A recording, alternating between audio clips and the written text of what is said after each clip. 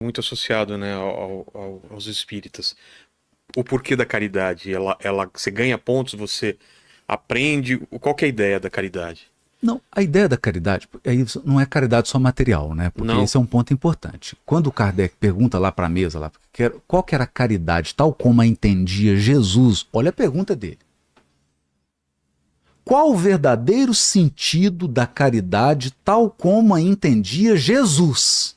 Olha isso. Sabe qual foi a resposta? É. Três coisas: benevolência, bondade para com todos, indulgência para com os defeitos e imperfeições dos outros e perdão. Olha que legal. Então, não é só dar mantimento da... Isso é importante, claro. Uma pessoa com fome, eu vou fazer sermão para ela. Você está com fome, tem que dar comida. Está com frio, eu vou te dar agasalho. Mas a caridade mais difícil, Vilela, é você tolerar as imperfeições dos outros. É você ter indulgência. Porque se você for muito duro com o outro, e se for com você? É. A bondade para com todo mundo. Bondade. Porque amanhã pode ser você. É. Hoje a dor, e dor é engraçado, né? Porque dor não tem religião, né? Dor não tem cor de pele, dor não tem orientação sexual. Dor é dor. Tem A rico, dor pobre. nos iguala a todos. A todos, Vilela. Você chega no hospital, tá lá, apendicite, não interessa se você é evangélico, espírita, católico, homoafetivo, heterossexual, se você é de direita, de esquerda, não interessa, cara. A dor é a mesma. Então a dor nos iguala a todos. Poxa, se hoje é o cara que tá, é a pessoa que está com dificuldade, amanhã pode ser você. Então é bondade para com todos. E perdão, porque é o seguinte, cara, é a metáfora lá do Schopenhauer, né? Nós somos porco e espinho relacionando um com o outro. Então não tem jeito. Eu vou te espetar, você vai me espetar. Se a gente não tiver perdão, você não convive com ninguém. Porque qualquer relação duradoura, a pessoa vai te machucar. Pode não ser intencional. Se você não tiver uma capacidade de perdoar, você não convive com ninguém. Pô. Você começa a ficar ressentido, magoado. Né? Essa é a verdadeira caridade. Agora, o que tem nessa caridade? É o amor lá da carta aos Coríntios, capítulo 13. Ainda que eu falasse a língua dos homens e dos anjos, se eu não tivesse a ágape, o amor. Porque o amor é tudo. Pô. É. O amor é tudo. Não é um amor hollywoodiano. Eu tô falando do amor de você olhar para a pessoa sofrendo e falar, cara, eu vou ajudar. Poxa, podia ser minha filha, podia ser meu filho. Cara, podia ser meu pai, podia ser minha mãe. Né? Vou te contar uma história aqui para entender o que é caridade. HP de Belo Horizonte, pronto-socorro de Belo Horizonte. 00:30. Foi um plantão agitado, o médico estava cansado. Ele foi para a sala e falou assim: olha, eu vou deitar um pouco, eu preciso cochilar, tá meio vazio aqui. Qualquer coisa vocês me chamam. Beleza, doutor. Deu 1h30, a enfermeira bate na porta, abre. Doutor, chegou um jovem agora, um acidente de veículo, o caso é grave, só precisa descer agora. Falei, tá bom, tô descendo. Cochilou de novo. 15 minutos depois, a enfermeira bate. Fala, doutor, é muito grave, o senhor tem que vir agora. Agora, doutor. Falou, tô indo. 10 minutos depois ele chegou. Quando ele chegou para atender o jovem, era o filho dele. 5 minutos depois o filho estava morto. Meu Deus. Porque não foi prestado socorro a tempo. Vilela, pode acontecer com qualquer um de nós, poxa. Eu acho que está faltando nas pessoas, principalmente nos religiosos. Olha o tanto de guerra religiosa que tem no mundo, Vilela. É. Os caras estão matando em nome de Deus, pô. O que Deus tem a ver com morte, rapaz? Né? Tá faltando isso na gente. Tá faltando olhar e falar assim, poxa, e se fosse meu filho? Se fosse minha mãe? E se fosse alguém que eu amo, poxa? Não faz sentido, né? Vamos ajudar, vamos... Isso é caridade, né? E aí o Kardec cunhou uma expressão, eu acho que isso foi a grande tradição do movimento espírita, que ele disse assim, na época dele, quando a igreja começou a queimar os livros dele, a igreja falou assim, fora da igreja não há salvação. Foi lá a igreja espanhola, né? Foi o Auto de Fé de Barcelona. Fizeram uma pilha de livros espíritas, inclusive do Conan Doyle, de tudo Sério? que tinha, e queimaram em praça pública. O Auto de Fé de Barcelona. E a igreja lança o slogan: fora da igreja não há salvação. E o Kardec olhou aquilo e falou assim: não está certo. Porque ele tinha bispos, padres, amigos, né? E alguns que até liam. Porque sempre tem gente com a mente mais aberta, com o coração, né? E aí ele cunhou um lema: fora da caridade não há salvação. Não é da igreja. Não é só você participar de uma religião, frequentar um templo. No entendimento dos cristãos, principalmente dos protestantes, não é a caridade que te salva, mas sim você Pra nós crer também. que o Jesus morreu pelos seus pecados. É a mesma coisa, né? Não adianta você ser caridoso e não acreditar que Jesus é o único caminho e que ele morreu por nós. Isso. Então, por quê? Agora, isso às vezes é deturpado. Porque Tá. aí o cara chega e fala assim na igreja, fala assim: olha, aceitei Jesus, viu? Tá. É? Dá boca pra fora. E o que tu tá fazendo aí? Não, eu tô cometendo uns crimes aqui, matei umas pessoas. Ô, rapaz, mas você não é seguidor do Cristo, cara. Né? Então, o que essa expressão quer dizer é o seguinte: ela quer nos mostrar uma coisa, Vilela. Não podemos cometer o erro de achar que nós somos autossuficientes. Nós dependemos de Deus. Então, eu sempre penso isso, Vilela. O seu aperfeiçoamento, quando você quer aprender alguma coisa, quando você quer fazer alguma coisa, é uma sociedade. Seu sócio é Deus. Então, tem uma parte que você tem que fazer.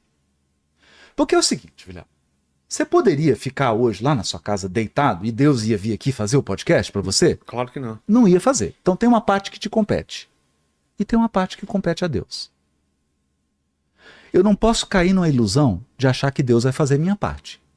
Agora eu tenho que tomar cuidado para não acreditar que eu posso fazer a parte que é de Deus. Então, esse, a meu ver, é o tema de que a salvação é pela graça divina. O que significa isso? E graça é charis. Quem fala isso é Paulo. A palavra que está lá no grego é charis. Charis é o radical de caridade. É a caridade de Deus. É o amor de Deus. É o amor dele. E ele faz, Vilela, gratuitamente. Deus não faz as coisas porque você está controlando isso. Você acha que você controla Deus? Não. Você controla o amor de Deus? Você controla... Que ilusão é essa? Que ilusão é essa? Então, o nosso crescimento, o nosso aprendizado, a nossa melhoria tem uma parte significativa que é a ação de Deus. Ele coloca uma pessoa na sua vida, ele te dá uma oportunidade, ele te dá um insight. Você já deve ter vivido isso, Léo. Você estava lá e falou: cara, o que eu vou fazer agora? Fala: meu Deus, me dá uma luz. Tá? De repente você fala: caramba, vou ligar para fulano. Ligou, ali foi o caminho. Ao meu ver, uma intervenção divina. Haroldo, mas explica isso. Quem sou eu para explicar como que Deus age? Quem sou eu? Eu só posso testemunhar ele agindo, fazendo coisas incríveis, né? Então é nesse sentido. A gente não pode falar assim: não, eu evoluo aqui, eu que dou conta, eu faço a minha parte. Aí cai lá, Adão e Eva lá, quer ser maior do que Deus. Temos que tomar cuidado com isso. O que nós não podemos é cruzar o braço e falar assim: ó, Deus, agora você faz tudo que eu vou ficar aqui só assistindo. Aí também não funciona. E a partir da pluralidade desses mundos, né? Como que funciona o nosso lar? Se puder dar uma explicada, como que é esse plano onde ficam os espíritos? Na Bíblia fala, né, que a casa do meu pai tem muitas moradas. Eu acho que tem a ver um pouco com isso. Tem a ver com isso. Eu vou te citar uma coisa aqui que eu acho que a maior explicação, quem estiver nos ouvindo, assista Doutor Estranho, da Marvel. O multiverso? Acabou. Ali você entendeu o que é mundo espiritual. Por quê? Vamos É lá. um multiverso, são multidimensões Que coexistem. que coexistem. Então, nesse momento aqui, tem uma dimensão aqui que está interagindo com a nossa, Tá, como no Doutor Estranho. O cara abre um negócio assim, blá, entra na outra dimensão. entendi. É exatamente assim. Exatamente assim. E nós estamos descobrindo isso, poxa. Os caras descobriram a matéria e energia escura, que é 96% da matéria do universo. E nós não sabemos o que é. É. Sabe por quê? Porque não é a tabela periódica. Os átomos da tabela periódica, que é a matéria bariônica, né? Formada de bárions, né? São os quarks dos prótons e nêutrons, é só 4% do universo. Então eu digo assim, você faz química, pós-graduação, mestrado, doutorado, pós-doutorado em química, com muito, muito estudo, 70 anos de estudo, você é capaz de compreender 4% do universo. O resto não sabe o que é? matéria escura e energia escura. Tá interagindo, Tá gerando força gerando gravitacional e ninguém entende. nós não sabemos o que é. Cara, isso aí Aí vem alguém aqui que quer bater uma sentença. Não! Matéria é isso. Cara, o que é isso? O que é um elétron? Eu tenho vários amigos que a minha primeira formação, eu sou técnico em eletrônica. E na minha adolescência eu sobrevivi dando aula de física. Aula particular, de física e matemática. Eu sou apaixonado por isso. Apaixonado. Faço cálculo, estudo. Estudo mesmo. Adoro física, química. Tanto que fui para neurociência, né, essa coisa toda. Explica um elétron. Eu tenho vários amigos que são PhD em física de partícula. Caras que publicam artigos, são cientistas. Falam assim, o que é um elétron? Eu falo assim, eu não faço a mínima ideia. A gente consegue medir, a gente consegue utilizar, cria uma... Mas o que é um elétron?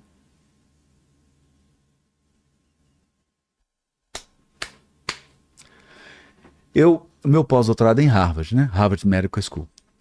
E lá tem um microscópio. Olha que coisa doida isso. Chamam crioelétron. Cara, é o maior microscópio que existe no mundo. Ele está afundado mais de 10 metros abaixo do chão, porque ele não pode balançar. Tá. E aí você coloca uma molécula numa plaquinha, uma molécula. E esse microscópio começa a bombardear de elétron a molécula. Por quê? Porque a gente só consegue enxergar, porque a matéria é invisível, né? Você só enxerga a matéria porque está incidindo luz nela. Só por isso. Então você tem que jogar elétron para iluminar a molécula. Só que o que acontece, Vilela? Quando eu jogo um elétron aqui, o elétron, umzinho, eu jogo ele aqui. Quando ele chega perto da molécula, ele se transforma em onda, ele se espalha. Ele deixa de ser partícula. Então eu tenho que jogar 1 milhão de elétrons em várias posições, jogo num computador, ele faz uma transformada de Fourier. Estou falando aqui porque tiver algum físico aí assistindo. E aí ele monta um mapa, aí você vê a molécula. Porque o elétron, cara, ele deixa de ser partícula, ele chega perto da molécula, ele espalha, vira onda. Então o que é o elétron? Não sabemos, amigo. E a gente quer explicar as dimensões, então eu digo assim, ó, assista Doutor Estranho, que aquilo é uma metáfora.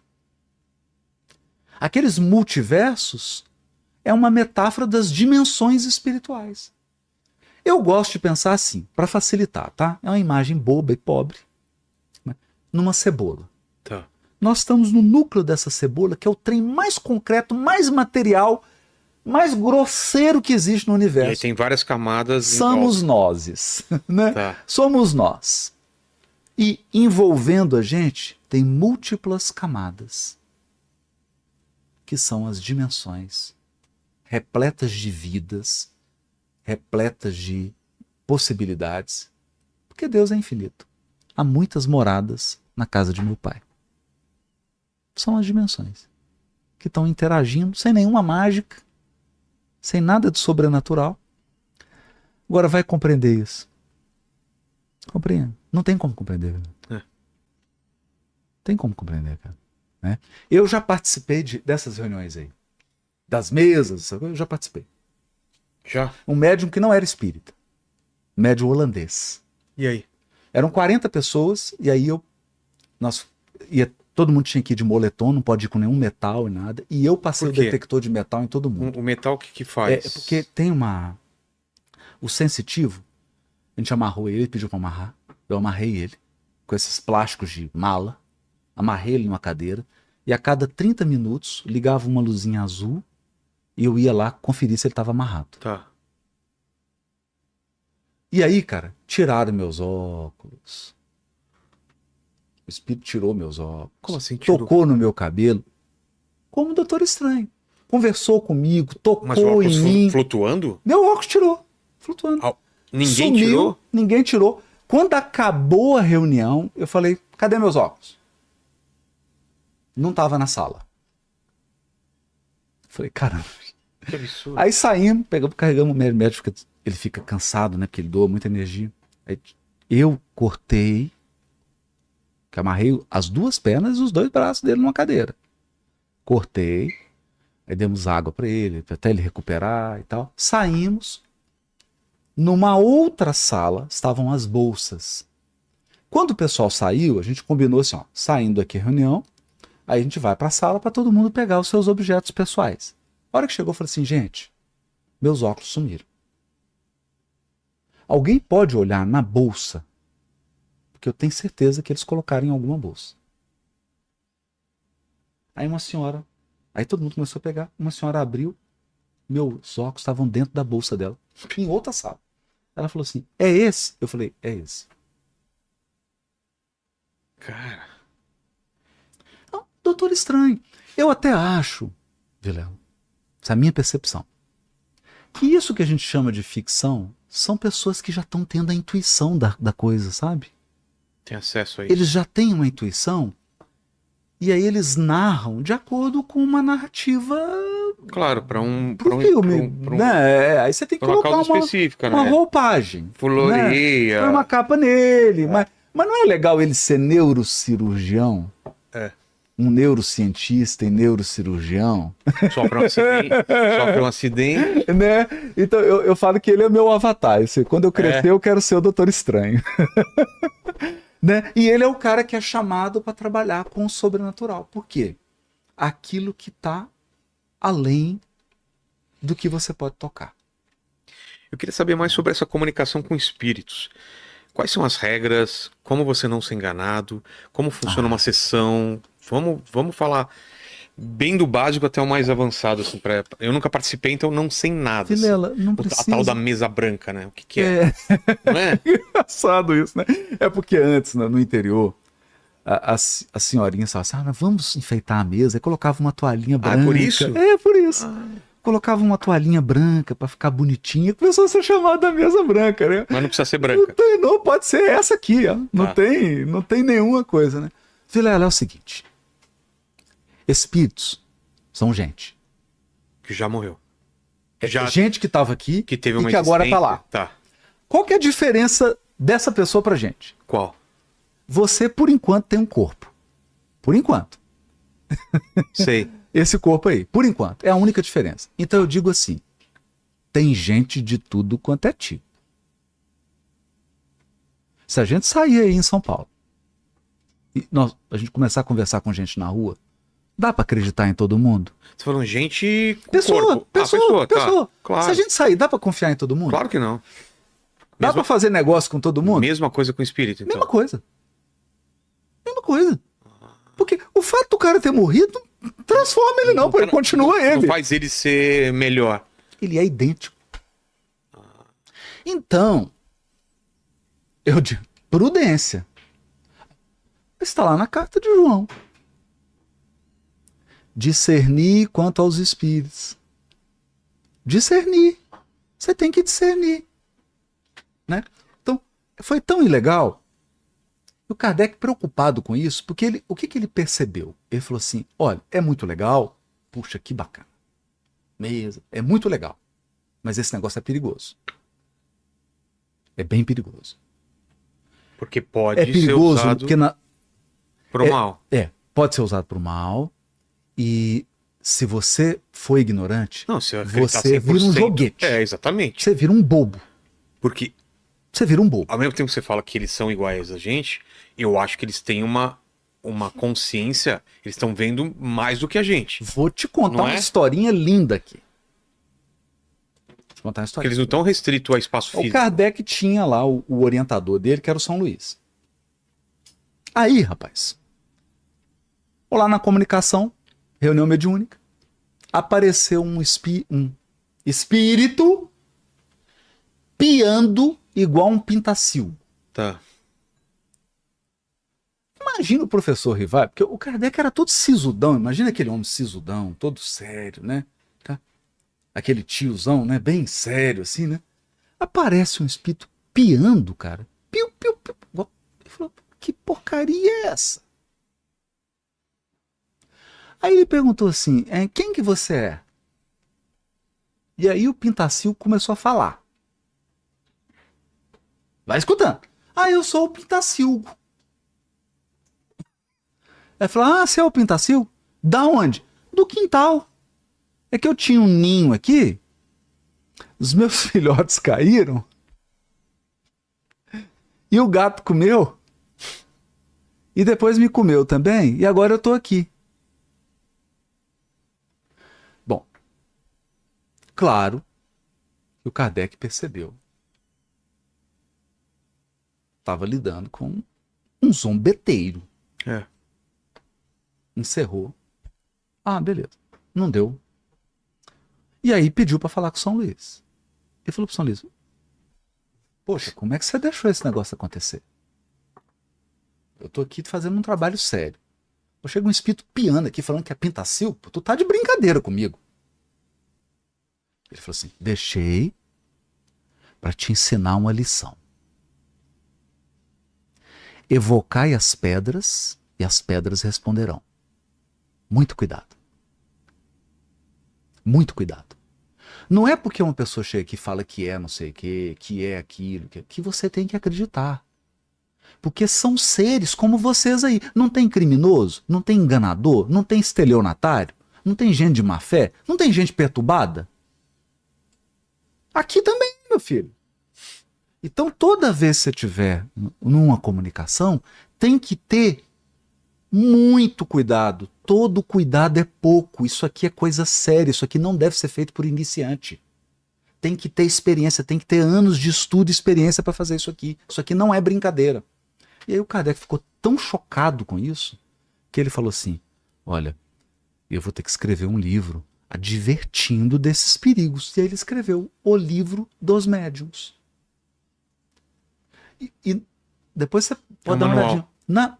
Você abre assim, ó, tá escrito assim, Os Perigos da Mediunidade.